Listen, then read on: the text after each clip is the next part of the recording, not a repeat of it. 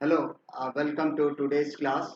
I am now going to discuss something related to wave optics. देखिए, जैसे मैंने आपको बताया कि ऐसे तो मेरे चैनल में सारे लेक्चर्स हर टॉपिक पर दिया हुआ है, अलग अलग चैप्टर वाइज, जिसको कि आप प्ले लिस्ट से निकाल सकते हो डिटेल देखने के लिए। मैं इससे में डिटेल में कोई भी डेरिवेशन या कोई भी क्वेश्चन नहीं सॉल्व करने वाला, लेकिन मैं डेफिनेटली आपको इससे में वो टिप्स आपको बताना जरूरी है जो कि एग्जामिनेशन पॉइंट ऑफ व्यू से आपको जानना बहुत जरूरी है कि ये चीज पढ़ ले तो हो सकता है आपको कुछ फायदा हो। जैसे आपको, जैसे मैंने कहा कि पहले दो लेक्चर में एक रिकमेंडेड वेव और रे ऑप्टिक्स में देखा था, तो अभी हम लोग जो देखेंगे wave optics. Wave optics,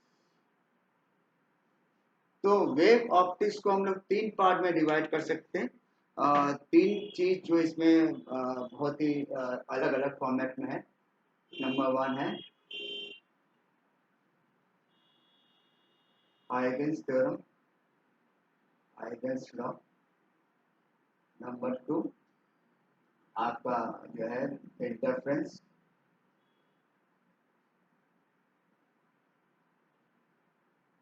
and number three है डिफ्रैक्शन।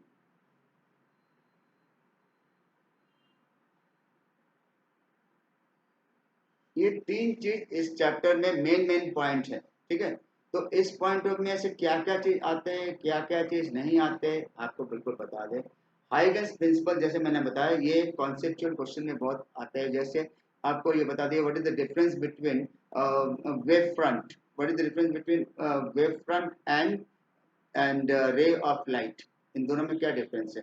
देखिए, वेव फ्रंट आपको जैसे मालूम है, wave front is an envelope of medium particles in which all the particles are considered to vibrate with the same phase। एक ऐसा envelope, एक काल्पनिक एनवलप जैसा है, एक आर्च टाइप का है, जिसमें कि सारे मीडियम पार्टिकल्स एक ही फेज में वाइब्रेट करते हैं। That is called wavefront. A wavefront could be spherical, wavefront could be cylindrical, it could be even plane wave, plane rectangular plane। अलग अलग टाइप के अलग अलग केसेस में आता है। तो ये जो सबसे पहले हम लोग जो वेब फ्रंट हम लोग जो इसमें देखते हैं, तो इसमें वेब फ्रंट पर बेस्ड कई क्वेश्चन आपके बन सकते हैं। जैसे फॉर एग्जांपल कि आपका कोई एक लेंस है, ये एक लेंस है, और लेंस से आपको इंफिनिटी से जो पैरेलल रेज आते हैं, पैरेलल रेज आते हैं, तो ये कैसे वेव फ्रंट बना के आएंगे? ये इंफिनिटी से सारे आने वाले वेव फ्रंट कैसे होता है? रेक्टेंगुलर प्लेन, ये प्लेन वेव फ्रंट के फॉर्म में आएंगे। After reflection they must converge at the focus.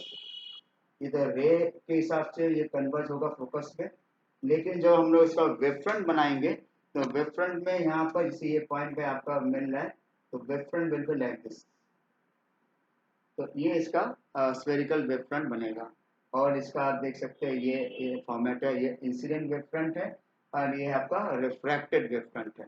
अगर कोई पॉइंट सोर्स है, तो पॉइंट सोर्स के चारों तरफ जो आपका बनेगा वो स्फेरिकल वेव फ्रंट बनेगा, ठीक है।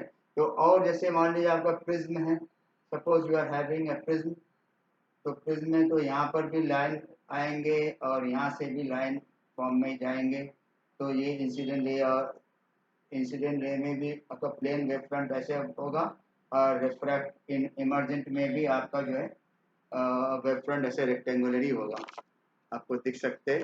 तो कुछ वेव फ्रंट पर बेस्ड कॉन्सेप्चुअल क्वेश्चन या डायग्रामेटिक क्वेश्चन अगर आ जाए तो आपको सॉल्व कर सकते, आप कर सकते हैं इसमें, ठीक है।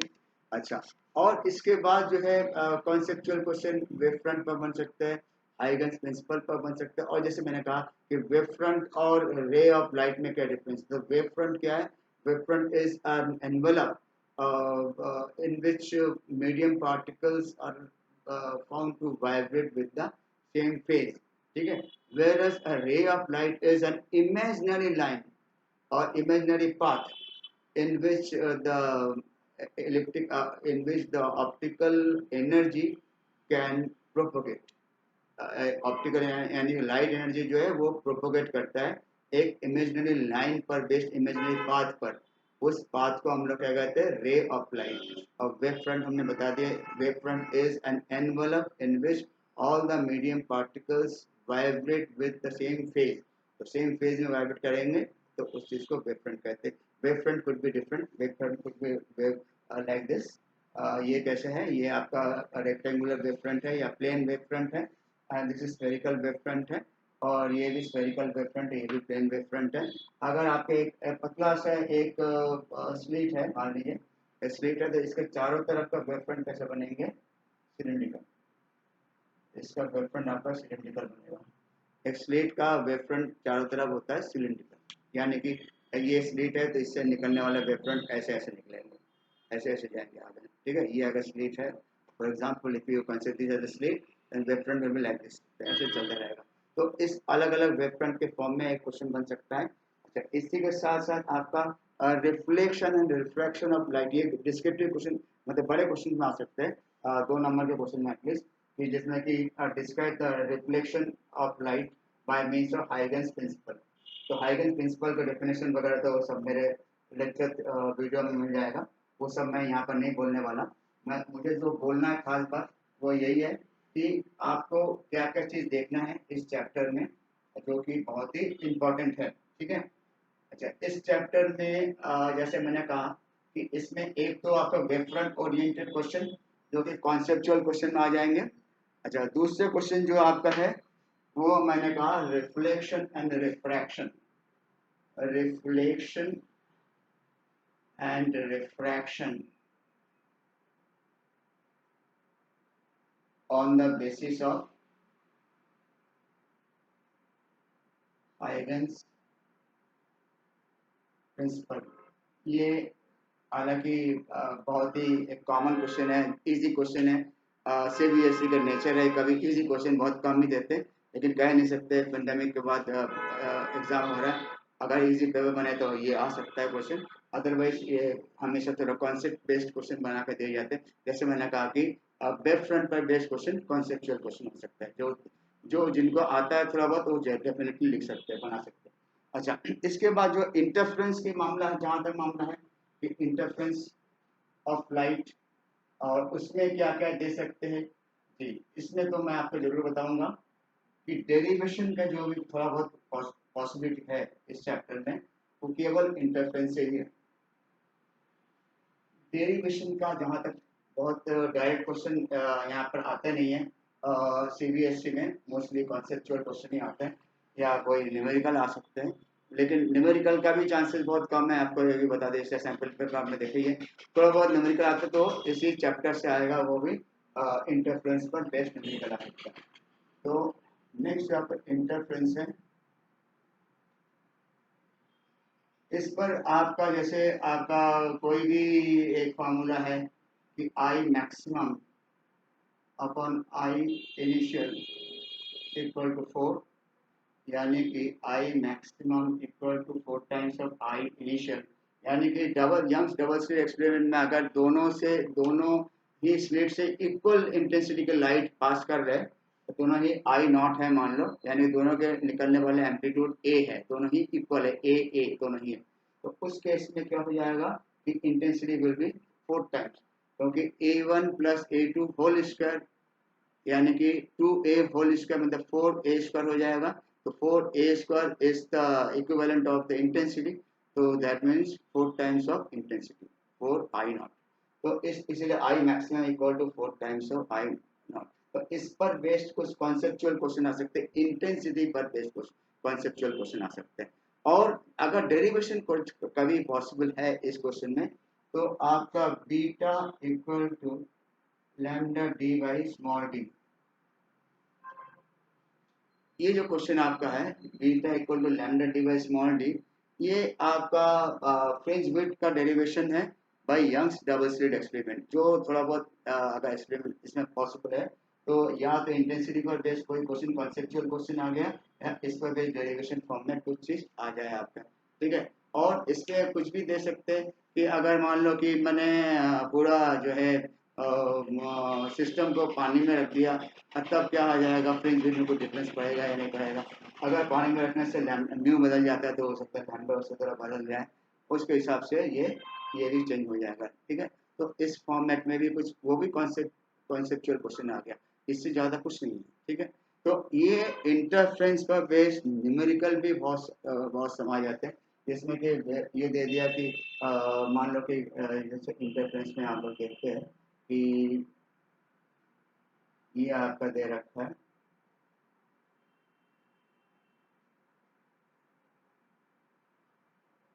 कोई भी पॉइंट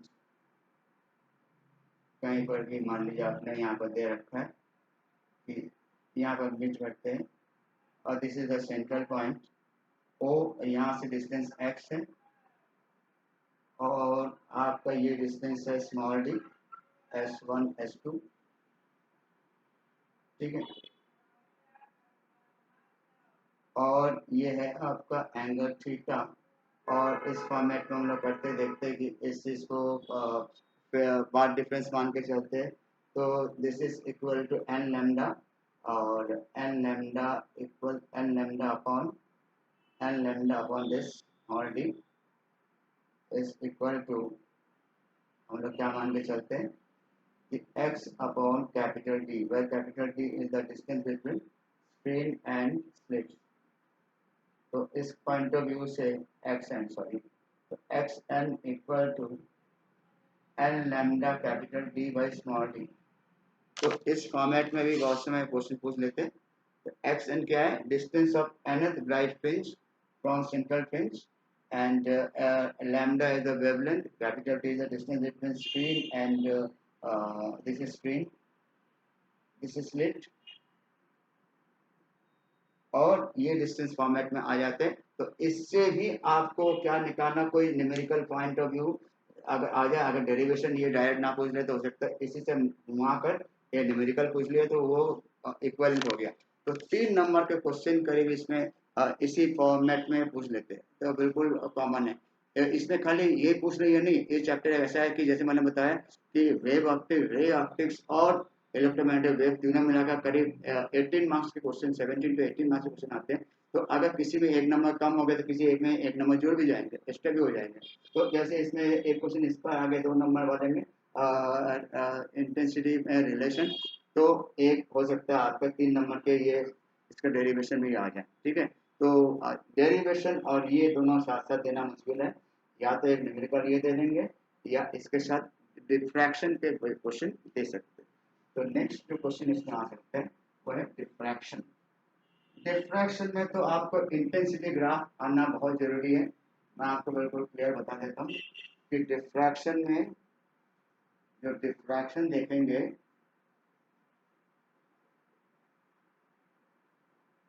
इसमें इंटेंसिटी ग्राफ जानना बहुत ही जरूरी है।